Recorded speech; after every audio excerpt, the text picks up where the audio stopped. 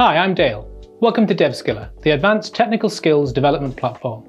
Today we'll be discussing the 10 essential steps to making great technical hires. This 10-step guide will give you all the help you need to get the most out of your tech recruitment process. Along the way, we'll discuss some of the common mistakes recruiters make during technical recruitment, as well as providing some pro tips on how to get it right. We'll also discuss how to get your HR and IT teams working together to make the best hiring decisions. To get the most out of this guide, after watching each section of the video, you can also read the corresponding chapter in DevSkiller's complimentary downloadable ebook, The Essential Guide to Technical Hiring Success. This will provide you with more information on the ideas covered in this video. You can find a link to the ebook in the description below. Let's get started. Step 1. Defining the need. The first thing to get right when it comes to successful technical hiring is to properly determine what exactly you need from a candidate. It's important to separate what is needed from what is desired. Specifically for technical recruitment, you'll need to specify the technologies that your candidate needs to be proficient in. These are programs and languages they'll be using every day. Pro tip: don't make it a wish list of every technology you ideally would like your candidate to know. Only list what is essential for the job. The longer your list, the harder it'll be to find someone who ticks all the boxes. The role of the IT manager here is to come up with the list of technologies, while the role of HR is to challenge this list and make sure everything that is included is absolutely necessary. Separate your core skills from auxiliary skills. A simple way to make sure you aren't creating a wish list is to divide your list into 20/80 format.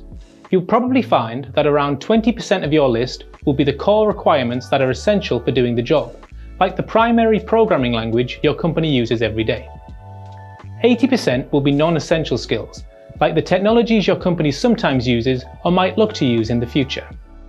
The next section of our guide will cover the job description and creating the job posting. Despite what many companies believe, these are separate steps and it's essential to get them both right. Let's start with the job description.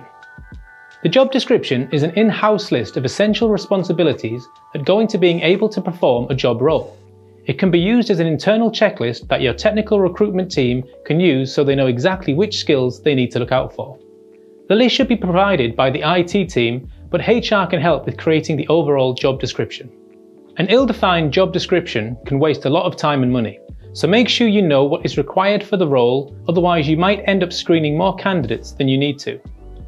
There are 6 key steps when it comes to writing a great job description. Let's start with number 1. Be concise. A job description needs to be concise. When defining your job role, you should include specific details about what the role will entail and precise information about the tasks and responsibilities required. Number 2. Describe the company.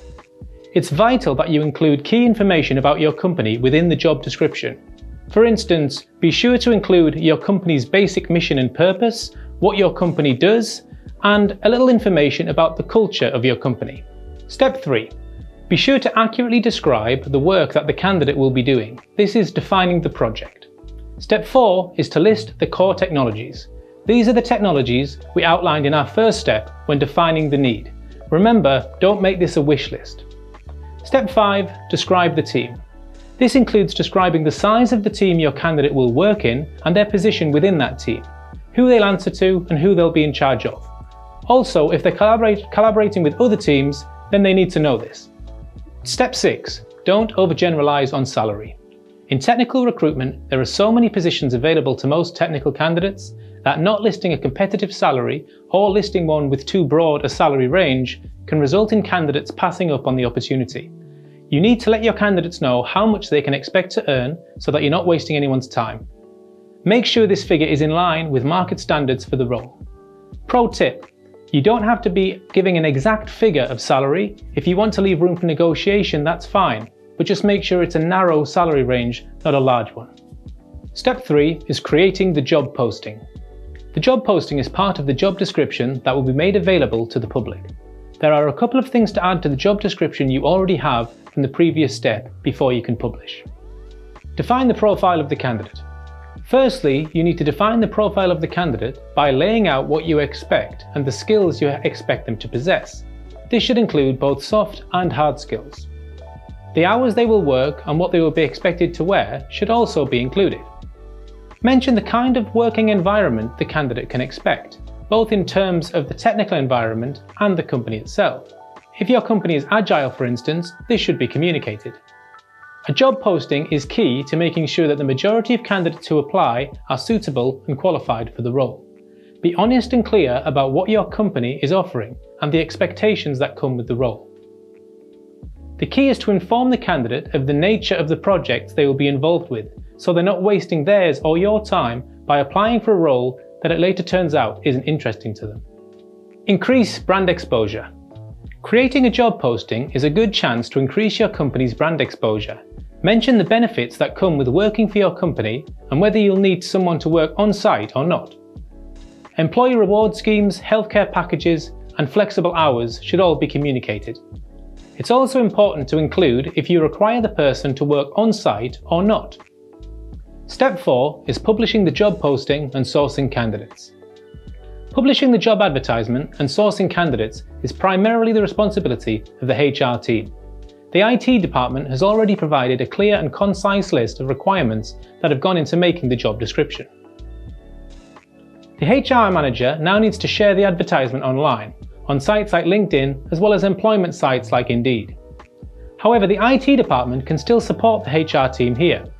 They can offer HR a gateway to the technical community by making the open position known in technological circles such as Stack Overflow and GitHub, as well as by mentioning the position in designated technical Slack channels or at tech conferences they might be attending.